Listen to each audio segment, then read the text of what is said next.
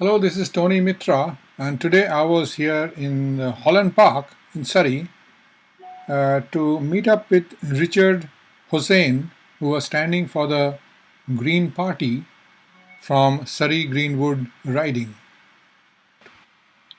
I finally caught up with him at the corner of Old Yale Road and King George, where he was busy showing his sign and posters to the passing vehicles. So this is Holland Park, and these kids who are doing something about green jobs. I'm not sure what they're doing. So and Richard Hosein is supporting them. So tell me, why are you here? What are you doing today? I'm having a rally to stop the pipeline. Which pipeline? The Enbridge pipeline and Kinder Morgan. So these kids are here to show their reluctance and resistance to the Enbridge and the Kinder Morgan pipeline. Yeah. How much of the pipeline do you know? I know the Enbridge pipeline is going to flow through 1,000 streams and rivers, and it's going to put 200 tankers per year in BC coast. I see. And you think it's not a good idea? No, it's not a good idea. We learned a lot by reading the website, the Greenpeace website. Are you also with Greenpeace? No, but he was doing a current event study in school. I see. Are you teachers at escorting them? Oh, sorry, ma'am. That's all right. That's his teacher right there. Yeah, he already contacted me. Yeah, he wants to go. And you are also committed to stopping the pipelines. Absolutely, yeah. And for the same reason? Yeah, actually environmental, but also economically, it's quite dangerous for us as well. Like, Enbridge says that 560 jobs will be created, but one tanker spills or one pipeline bursts. You can kiss the coastline goodbye. Tourism is gone, our fishing industry is gone, and it's a multi-million-dollar industry, right? So It's people not don't worth want to the come risk. to our coast to see tankers in the water. No. So they want to come to see beautiful environment and trees and a clean ocean, and so it actually will kill our economy, I think. So why are you here? Well, the reason why I'm here is, for one, I buy into the person. I really buy into Richard. I've met him a couple times and I got used to him, and I started, after he talked to me about green policies, I started buying into the system and buying into the ideologues. And, Richard gave me some good ideas about green economic jobs and green policies, and it's actually clicking with me before, so that's really good. And another thing that I like is just, personally, I love the Greens. Like, I love their policies. The most thing that I like is how young we are. Is how young we are. I kind of enjoy how, everyone, like in Richard's campaign, is either like 20 or 21. I really like that though, because I kind of feel that, this is a new era or a new wave of Greens coming in. Excellent. And I think it just takes time for, a party just to hit that flow. Like, an example would be like the NDP in Quebec. It took a little while, but they managed to get some seats. So I think if we get a couple of seats, I think that's when people start realizing, the Greens are actually legit people and they're like a legit party. And I think it's a matter of time where like ethnic votes like Punjabi, the Chinese culture, Chinese group are going to get used to it. The passing automobiles. Tell me, sir, what's your name and what are you doing here? Hi, my name is Tim Vinema. I'm just standing here to... Oh, so you're also a candidate? Yeah, I'm also a candidate. I'm just standing here to make a stand and make my position known that I'm not for expansion of use of fossil fuels, essentially. And your message is BC is not for sale. Yes, that's what the sign said, yeah. And where is it being sold to, or who is it being sold to? Corporations? Banks? Who? Foreign countries? Well, I would say right now the province is being sold to corporations. Yeah, the resources are being sold at a time where they're very, very inexpensive, and so people can make a good profit. Even though the people of the next generations could definitely profit from the same resources, maybe more than we. Yeah, actually, when I go around knocking on doors, I'm hearing people say that. I'm hearing that they recognize that the best path forward is to get off fossil fuels and to get a more resilient economy, which is exactly what the Green Party is talking about too. Right. And where are you standing from, sir? Surrey Fleetwood. Surrey Fleetwood? Yeah. Best of luck. Thank you. Stop the pipeline! Stop the pipeline! Stop the pipeline! Stop the pipeline! Stop the pipeline! What are they saying? What is she saying? Stop the pipeline! Stop pipeline. Yeah, if it's okay. Yeah, sure. But I just want to be on the national news saying we don't want coal exports in Surrey. I think Yeah. Peter Mansbridge should hear that. I think he should put us on the news. Right. And you don't want coal export out of Surrey because it's not a nice way for I for think we making should it. wean ourselves off of using coal as a source of energy. We need a moratorium on all coal exploration and production. And we should be cutting back by maybe a few percent every year until finally we have no more coal exports from not just British Columbia, but from Canada. We should be leaders in the world and show we don't care about the money, we care more about the planet than the money. The only way to do that is to not burn coal and not to export coal. That's the only way to do it. We have to. You know, like any major movement in the world, like, you know, when you look at the, civil rights movement or even the ending of slavery, you have to have a paradigm shift in order to make that happen. I mean, it's a major change in people's lifestyle, and that's what we need to do here. Exponential economic growth is not going to be beneficial for it's not sustainable. it's not sustainable. It's not beneficial in the long run. We need to look at a sustainable, holistic platform that encourages, environmental stewardship, social responsibility, and sustainable economic growth, not exponential economic growth. Very good. And how about yourself, sir? Are you a candidate, just a supporter, a believer of Greens? What is it? That's right, yeah. I just believe in the Green Party's platform. I believe that they're the only party that is really putting forward real solutions, market-based solutions to the climate change problem. Fantastic. And are you a resident of Surrey? I am, yeah. Is it okay to ask your name? I'm Alex McGowan. Alex, nice to meet you. Nice to meet you. Stop the pipeline! Stop the pipeline! Stop the pipeline! Stop the pipeline! Stop the pipeline! Surrey. I'm supporting Mother Earth, Mother I'm supporting our salmon, and I'm supporting our environment. Good.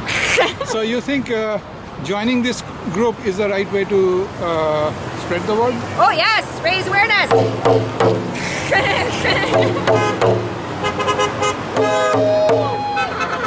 This is about stopping, stay off our land, but this is really about sort of raising the awareness of how if we try and sell off our natural resources for cheap, we shouldn't even be selling them, that we will end up with nothing for the future. And I've got children and I want them to have an environment for later, so that's why. Wonderful. And you think supporting Richard and the Green Party is the best way to make that change? Absolutely. Where else would I make that change? Not by the other parties, that's for sure. Good morning, ma'am. Why are you holding that placard and what do you have to say about that? My name is Bernadette No Truckin' Freeway Keenan, and I've run several times. I'm not running this time, but I've run several times in opposition to the South Fraser Freeway that they're building along the watershed of the South Fraser. And I really want to protect our waterways, our rivers, from the impact of, fossil fuel dependency.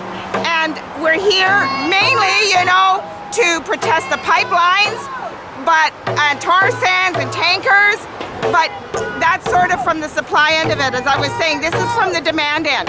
If we don't stop driving cars, we don't stop building infrastructure that supports fossil fuel dependency, we're not going to be able to eliminate the tankers and the pipelines. We've got to work at it from both ends. We've got to look toward it. Transit transportation solutions rather than... You support public transport? I support public transit over freeways and roadways. Too many single occupancy vehicles. And how about homes? Homes? Well, we have enough homeless people, and what are they putting the money into? Pavement. And they actually knocked down some of the best low-cost housing in the Lower Mainland to build that South Fraser Freeway. And when there's people hungry, people homeless, people who need hospitals, and this is what they're putting their money into, it's billions of dollars that's going into this and new bridges. And if they had invested in transit, we wouldn't need to have this infrastructure. Ma'am, it was very noisy when you started, so can you tell your name once again? My name is Bernadette, No Truck and Freeway Keenan. Thank you. Thank you. Ma'am, don't you think the word resource is wrong, because once you dig it out and sell it, it's not going to come back? It's not a resource. No, it's a detriment. It's a make work project. Well, what they put into it, for how they're damaging the earth with what they're doing, and the energy that they put into making this stuff, it's really not worth it. No. If you think about it. And you think about the impacts of it. I heard a lady from from just downstream from the tar sands, and the impact on those people of the tar sands on their health, it's toxic. It's killing them. It's killing their environment. It's killing them. And so when you start adding up all the costs, including your natural capital, not what your quote unquote, resource, petroleum resources, but all your natural capital, we're not coming out ahead with this. No. We're getting into a deficit, and we're losing. And if we lose our salmon, and we lose our trees, and we lose our, we're hooped. Yeah, our coastline, we're hooped. Even the Fraser River. If you go and you listen, I went to the Cone Commission. I spoke at the Cone Commission in the interior in Kamloops, and I listened to the people there from Adams River and Shuswap Lake, and that were talking about what they're doing to protect the salmon in their areas, and they're so conscientious and working so hard. But if we don't protect the salmon at the coast and along the Fraser, the fish won't even get up that far. There's the north arm of the Fraser, the fish don't even go up there anymore. They come up the south arm, but now we're putting this road, and all the crap off the road is going to wash into the water.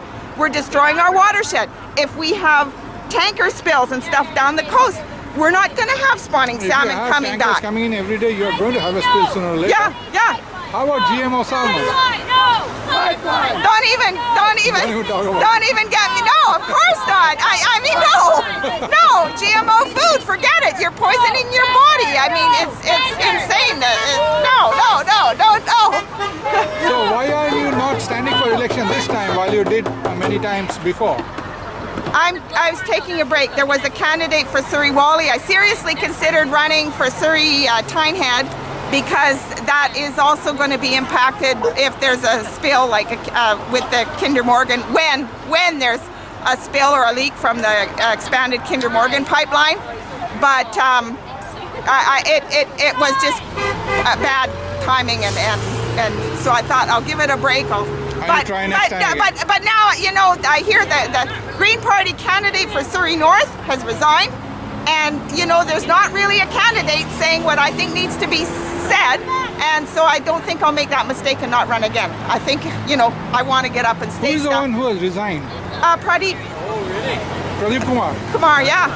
And there's no candidate from there. No candidate for the Green Party. It is because the Green Party, the BC Green Party, in association with the Vancouver Green Party and Elizabeth May, the Federal Green Party, at the Green Party convention in August, they stood up and made a motion, a resolution against pipelines and tankers, I believe, and then in the areas that are going to be most impacted here in Surrey, there's not anybody running. I think it's just disgraceful, and I don't want it to happen again. So, you want something done, you got to do it yourself. And next time, I'm not going to rely on anybody. I'm going to be stepping up to the plate.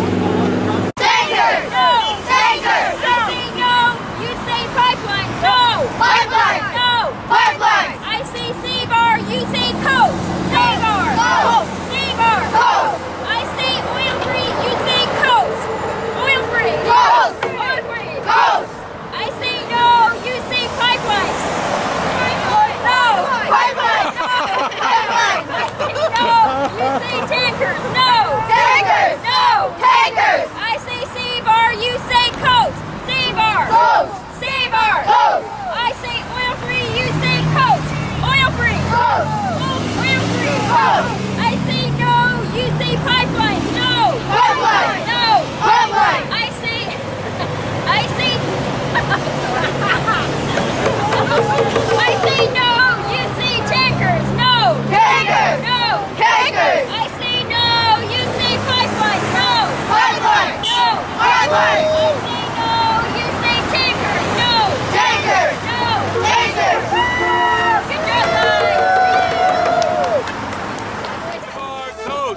Stop the pipeline! Save our coast! Stop the pipeline! Save our coast! Stop the pipeline! Save our coast! Stop the pipeline! Save our coast! I have a question for you, Richard. Sure. If you get elected but you're a minority, you cannot, your party cannot form policies. Nonetheless, you got elected on expectations of your constituents. What are you going to do in this kind of situation? For my constituents? If you're in the parliament in a minority opposition, and then you got elected on some principles and some issues which are not being followed by whoever is in power, what would you, as an elected official, do during your tenure? Well, I think with like many important issues, grassroots movements like this really speaks out to the legislature. And I think when people mobilize and they sign petitions, like even right now, like the NDP has changed their position, or they've held off for a long time in stating their position because of they've been sitting on the fence with making a decision with the pipeline, for instance. So I mean, you can see that for instance, the NDP vote, they were scared of a split with the Greens, so they changed their platform to be more green, and they're going to get more votes from the Green supporters because of that. My question was different. Supposing you win the election, you personally win the election, but your party does not get the majority. Oh, now I see. you're sitting in the opposition bench, yes, and you got elected on some promises with which the party in power is not following up. What you think would be your duty during those few years sitting in the opposition bench to support the views of your constituents? Okay, yeah. What would you do? So in that case, I'd be more of an independent voice for my constituents in Surrey. So, I mean, right now, I'm making a promise to have the issues that my constituents want to be brought to the table held first before of the party. I mean, I'm running firstly as an independent as an independent voice for the constituents of Surrey Green Timbers. Secondly, as on the party principles of the Green Party. So my duty is to the constituents first. And from what I've heard, the most prominent issues are rapid transit in Surrey. That's a big issue. Another issue is child poverty. Where the Green Party has an idea called the guaranteed livable income. That's what we want to do. Of course, we can't do that without a majority. But what can you do, even as a minority? What are the options that you intend to exercise during your tenure if elected as a minority party? Well, I do have a certain number of private member bills that I can pass. Those I can kind of hold back for the important issues for people in Surrey, and definitely vote on the issues that are of the interest for people in Surrey as well. So I do have a voting voice. Can you help in your own little way to change the minds of those others who are also elected but not necessarily from your party, not necessarily following the same views of things? Yeah, well, I think issues like sustainability and some of the issues kind of overlap amongst parties, and there is solidarity amongst certain issues, and I think with those certain issues we can make an impact. And how do you see your chances a few days down the line? We'll see what happens. I mean, the Greens are getting some momentum. In Surrey, they're not as widely known as some of the other parties, but I think we can still get some significant votes. And if we get 15% of the vote, that's a success for us. And we're looking at the long term, where we want to see. I mean, as long as the other parties aren't taking action, we're going to see things worsen on the environmental and social level. So, people are going to be up in arms, down the road, and we'll probably see some Greens get in ready to make some change. And that brings us to the end of this video. I'm Tony Mitra, and thanks for watching.